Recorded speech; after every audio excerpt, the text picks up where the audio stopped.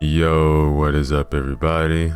Ceresco back again with another chapter from the story titled 50 Days After the Apocalypse, written by Rupert Rollinson. Remember to use the link in the descriptions below. Show love to the author, like, comment, and subscribe. Chapter 2, Day 0. Amy slowly drifted into consciousness, thankful that she didn't set an alarm on Saturday mornings. Suddenly, she bolted upright as there was a loud crash from downstairs, followed by the terrifying sounds of her mother screaming. Without thinking, Amy jumped out of bed, rushing downstairs to see a scene ripped straight from her nightmares. Her father was twitching on the floor, foaming at the mouth, a huge chunk of his shoulder missing as if bitten out by an animal. Her mother was trying to fend off a male attacker. Her left arm hung limply at her side, while she brandished a bloody kitchen knife in her right. Amy watched as the attacker charged towards her mother, who stabbed out with their weapon in a blind panic. The blade plunged to the man's chest, but the man continued on, unfazed, pinning the woman against the wall. Amy listened in horror as her mom screamed, yelling at her daughter for help. For a moment, Amy stood still as she tried to process what was happening. Then the creature's teeth clamped down on her mother's neck, splaying blood around the room. Amy's mind broke, and she ran straight out of the open front door as fast as she could. In her terrified state, Amy barely noticed the devastation around her. She just ran in a blind panic until she ran straight into the back of someone, falling to the floor. Dazed and still in shock, Amy looked up at who she had run into. Towering over her, Ben stared down at his girlfriend with clouded eyes as he reached out a hand to her. In that moment, Amy believed that she just took his hand. This horrible nightmare would be over. Slowly, with a trembling hand, the girl made to grab her girl boyfriend's hand. That was when she noticed a huge bite on his left arm. Her panic returned, and Amy crawled backwards on her hands. Ben followed her step by step, his hand still slowly reaching out, trying to grab her. Amy's back hit a wall. She dragged her legs, terrified. Ben stood over her, his hand mere inches away. The girl closed her eyes and waited for the end to come. A liquid splashed across Amy's face, followed by a loud thump next to her. Slowly opening her eyes, Amy saw she was covered in blood, and lying next to her was Ben's body, his head caved in. Standing in its place was John, dressed in a white t-shirt, splattered with blood, and walking trousers and hiking boots.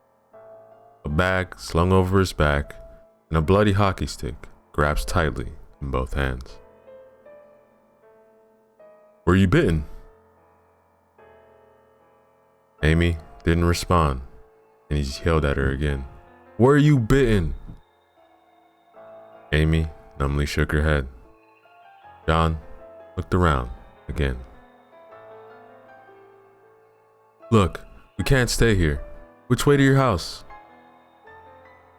Amy gave a slight nod in the direction she had come from. John made to grab her arm, but Amy flinched and tried to push herself further into the wall. For a moment, John's eyes softened as he said, it's okay. I haven't been bitten." Then, he lightly took her by the hand and pulled Amy to her feet. Amy slowly came back to her senses as John led her through the streets back to her house. The scene could have been from a horror film. Bodies littered the streets. Many had the creatures crouched next to them. The sickening munching sound that could be heard near them almost made Amy vomit. There were cars all over the road. Some had been left abandoned, while others were broken, some overturned, and glass scattered across the street. The houses were the worst. Each house was damaged in some way.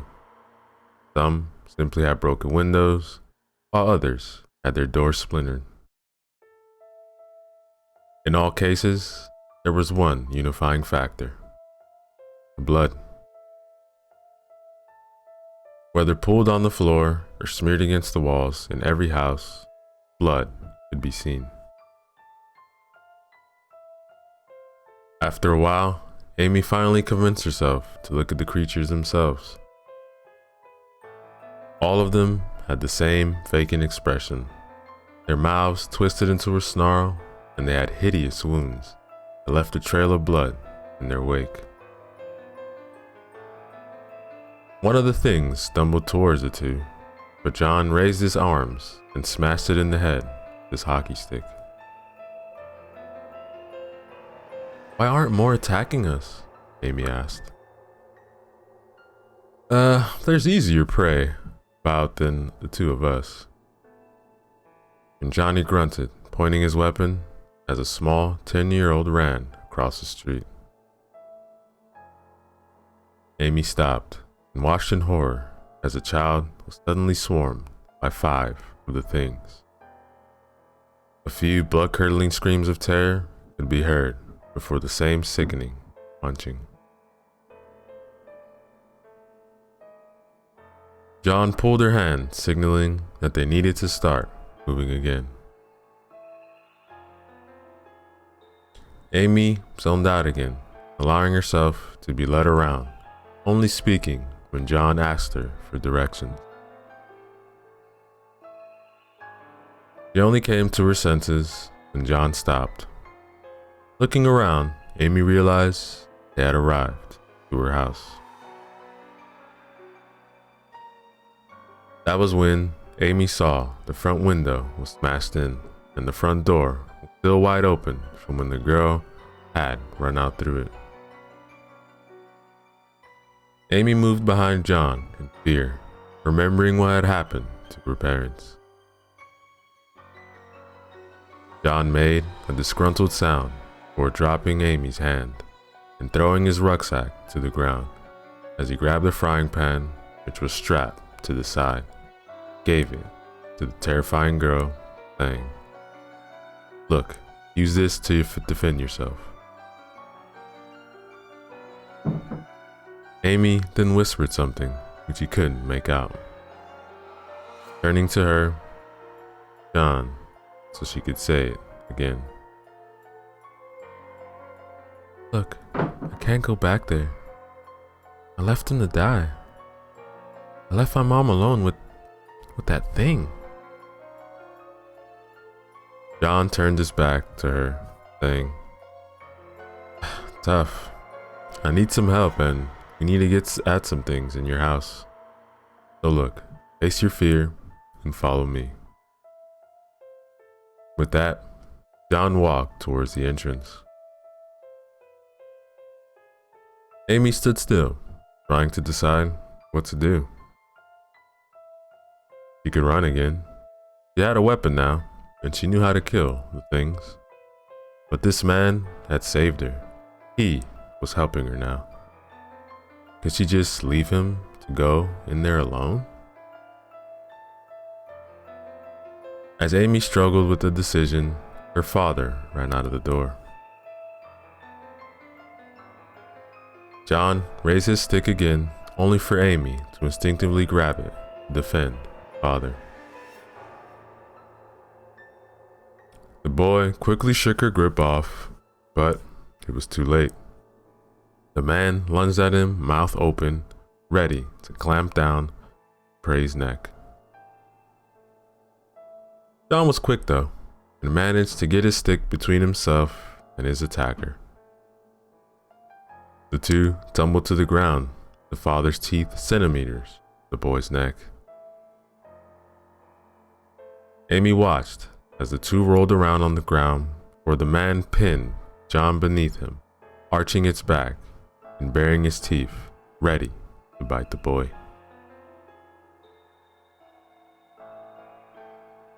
Amy finally acted, swinging the frying pan around and into her father's shoulder, knocking him off her companion. John scrambled to his feet while the man was slower, giving the boy time to raise his stick. This time, Amy didn't stop him, as the weapon descended, slamming into the older man's face. He could only watch as her father's body went limp. Collapsing to her knees, Amy stared blankly at her dad's face that was fixed for all eternity, a blank snarl. Eventually, she clambered to her feet, looking over at John, who was bent over, trying to catch his breath. Thanks. Amy's state of mind was chaotic. Lots of thoughts jostled for supremacy. Before John tapped her on the shoulder, dragging her back into reality, he said, "We're not done yet," said, walking inside, aiming following, weapon raised. Upon passing through the doorway, the two companions saw Amy's mother. She was in a terrible state. Multiple bites could be seen all over her body, probably due to her struggles. Possibly the hardest to look at was her face, where a bite had scraped the skin away, leaving only a mess of blood and bone. The blank eye settled on the pair, and the unusual snarl appeared. Amy started to freeze up again as the memories of the morning all came flooding back. Her mother's cries, her boyfriend's face before he died, her father attacking her.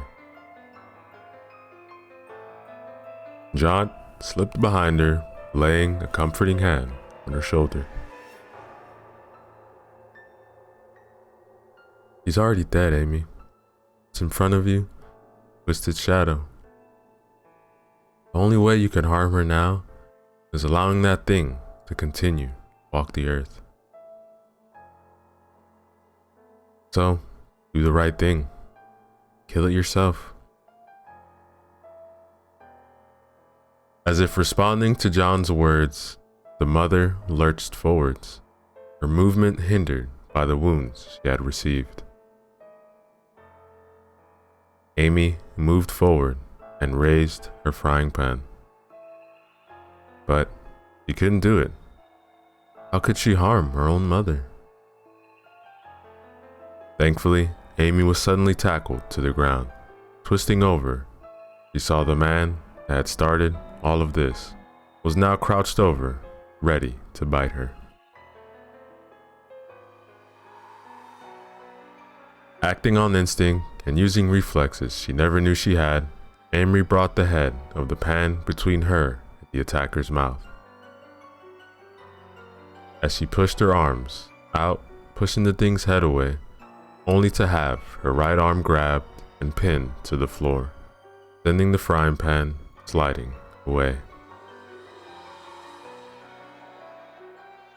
The strength of the man was incredible. Even his grip seemed like it could snap her, too. Amy began to panic as his mouth came within centimeters of her, so close to her she could feel its breath, the chunks of flesh she could only assume to be her parents. John's hockey stick suddenly slammed into the creature's chest, sending it rolling away, wheezing. Spinning on his heel, John smacked the head of the hockey stick through the temple of the thing that had once been Amy's mother. John reached a hand down, grabbing Amy's arm and pulling her to her feet. I guess it was too much to ask for you to kill your own mother as a start, huh?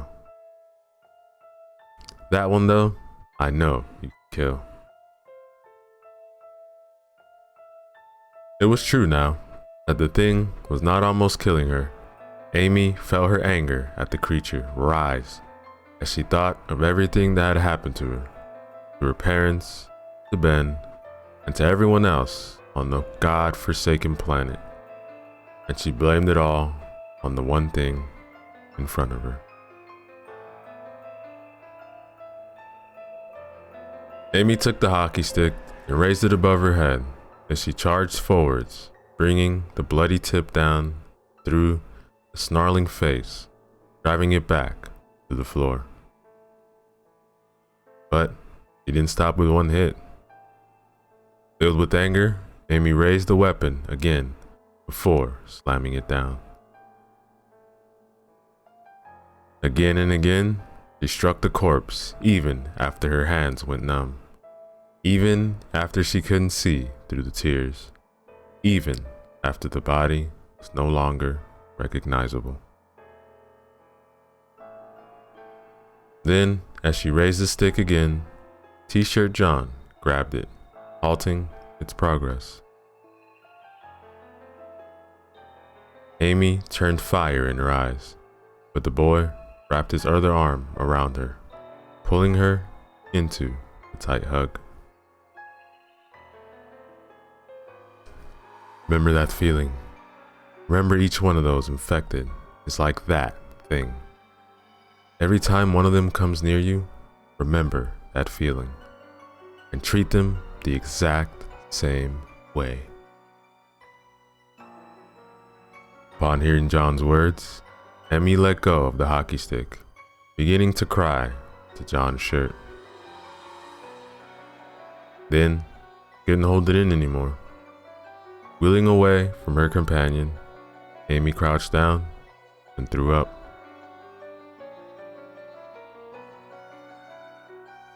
Amy let out a sigh when the water sprayed over her as the shower turned on. After Amy had recovered her composure enough to stop retching John, had sent her upstairs, shower stating it would be the last one she could have for a long time.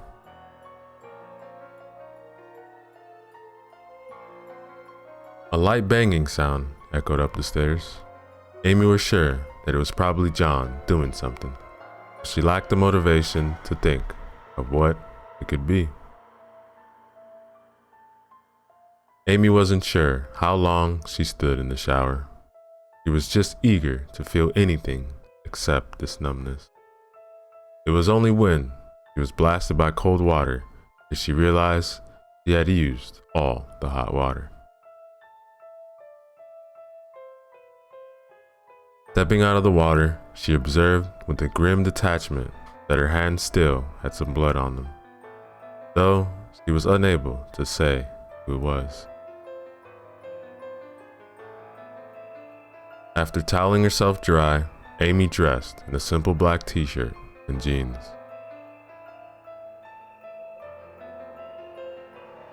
Slowly descending the stairs, she saw John sat by the food cupboards, forming two piles of food. As she walked into the kitchen, Amy noticed that several of the floorboards had been torn out and used to repair the broken door and window. "What are you doing?" she asked as she took a seat at the food counter. Just gathering supplies. We don't want to starve for the next few weeks." "Will it take that long? I mean, surely the government will set up like safe camps in the next few days where we can live." "Don't be an idiot." "Well, sorry. I'm a little new to this whole apocalypse thing. So why don't you explain it since you clearly have so much more experience?" "Look, if you gather all the survivors in an area together and put them in a dense place, chances are one of them will be infected. In a tightly packed area like a camp, there's only going to be one outcome: a bloodbath." Amy opened her mouth to respond, but she couldn't find any fault in the logic. That scared her almost as much as the dead. And John continued on, ignoring the girl's mental struggle. "Also, we don't know how the infected hunt, and if they smell you out thin by gathering together, all you do is attract all the infected in the area." John then ordered Amy to go find the weapon and some sort of bag. Frustrated at her companion's tight lips, Amy stood up and set about her task, eager to put as much distance between her and her mother's corpse as possible.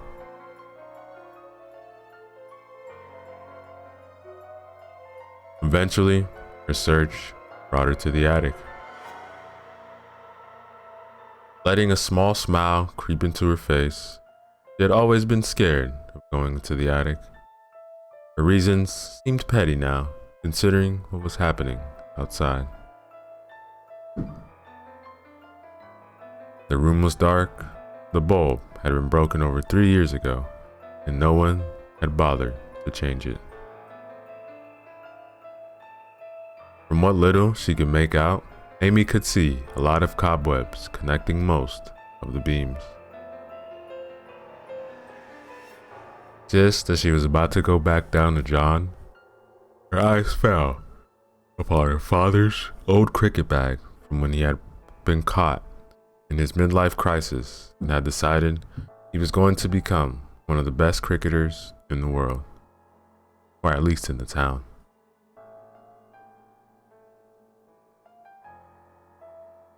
Crawling forwards so as to avoid the majority of the webs, Amy pulled the bag towards her. It was a simple large bag with one long zip running across it and 2 straps that allowed it to be carried or worn like a backpack. Unzipping the forgotten bag, Amy unpacked most of the equipment before her hand grasped the handle of the bat. A big solid wooden bat, she supposed that it was as good as a weapon as she was likely to find in this house. Amy grabbed the supposed empty bag, but as she lifted it, small rattling inside caused her to stop, check the bag.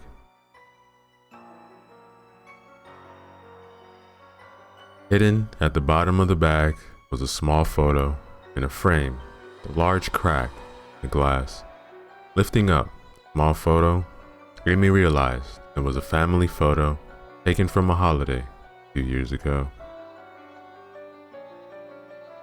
Memories flooded the girl's mind, and tears began to fall, unbidden, down her cheek.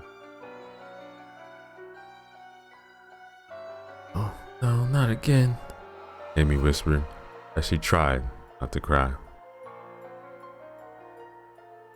She wasn't going to become the type of person that was always needed protecting. She was going to protect herself. Slowly regaining her composure, Amy wiped the tears from her face and placed the picture back into her father's bag. before zipping it up and going back to the kitchen.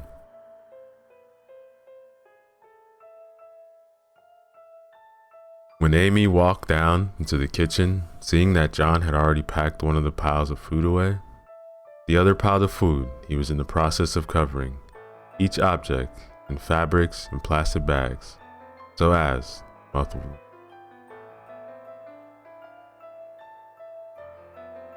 When he glanced up at her, John motioned for Amy to put the bag next to him before he returned, covering the objects.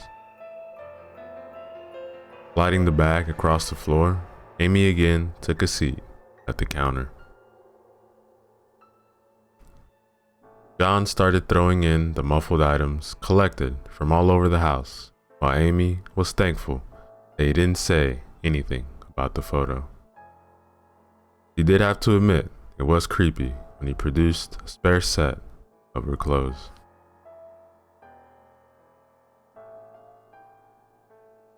It was 3 o'clock by the time John was satisfied he had stripped the house clean of anything useful.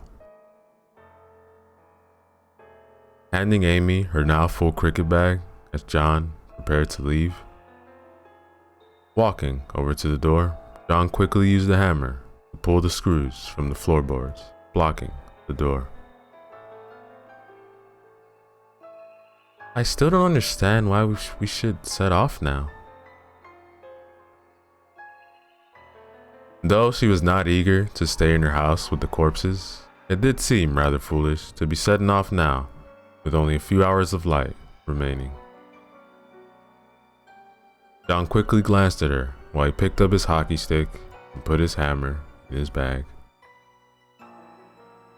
Look, it's best for now to avoid the most populated areas. It's likely that's where the infected are going to congregate. Over the first few days at least. Anyways, ready to go? And Amy merely picked up her cricket bat in response. Like that, the two stole off into the waning light. Skirting her father's body, they began to walk towards the edge of town.